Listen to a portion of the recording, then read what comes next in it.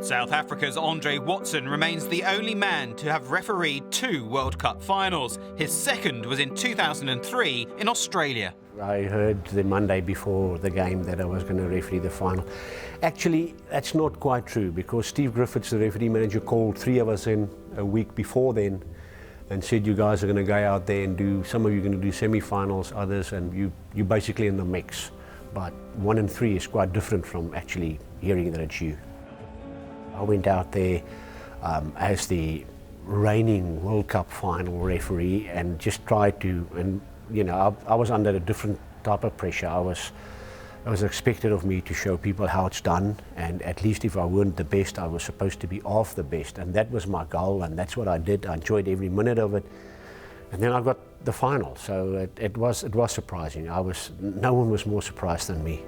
The 2 best teams in world rugby, these players facing the biggest opportunity of their lives.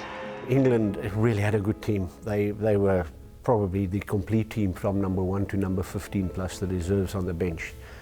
I don't think there was a flaw in the game. They were really powerful in the scrums. They were good line-out jumpers. They could maul, they could run, they could defend, they could do everything. And Australia was perhaps a surprise package, because no one expected them to get there. I did, because you can never write a top team off. And they got into the final, and they played a very, very good game. And I think to most people's surprise, they kept England in check. England never ran away with it. It was tight all along. I'm pretty sure that there was never more than 1 score between the 2 teams right till the end of the game. Listen, it's a great game. There's people playing each other. Like you guys now, you were hit about 2-3 meters after the stuff. The new people dive on top of it. It's both ways. Do what, sorry? Play on the ball. Don't play off the ball, right? Otherwise, I'll deal with it. Andre Watson doing an outstanding job here in very difficult conditions.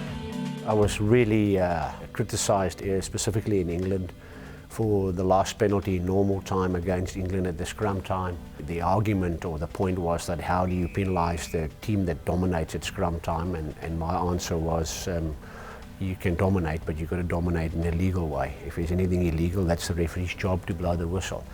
During the game, when I made that call, I had no hesitation. It was just a simple call to me, one of many that you do in a game of rugby, but it had hell of a consequences, and there was an aftermath that went on for months. It's extra time, 14-all. With the drop goal of Jonny in extra time, I looked at the clock and there was 34 seconds left. And I remember the breakthrough by the scrum half of England. I remember Martin Johnson carried the ball for a time, and I thought they could come and score because the scores were level. And then I saw Jonny drop back for the drop, and I thought, okay, here it comes. And the scrum half picked the ball up, and Australia were woefully offside. The backs just shot up too early. And there I was, in the heat of the moment. I was thinking, you're going to have to give a penalty right in front of the sticks of Australia in Sydney. Don't mind that, that's your job. But we as referees, we don't want to end games like that. You want the players to win it through a bit of brilliance, or perhaps a mistake by a player in defence or whatever. And whilst I was still thinking, this ball went back to Jonny. And the pass went to the wrong side. Jonny's left-footed went to his right foot, and I thought, oh my goodness, Watson, you're going to have to give this penalty. And he gave that kick, and it went wobbly, wobbly, wobbly. And I don't mind admitting that for 2 or 3 seconds, I hoped that ball went over, and which it did. And we could then blow the end of the game.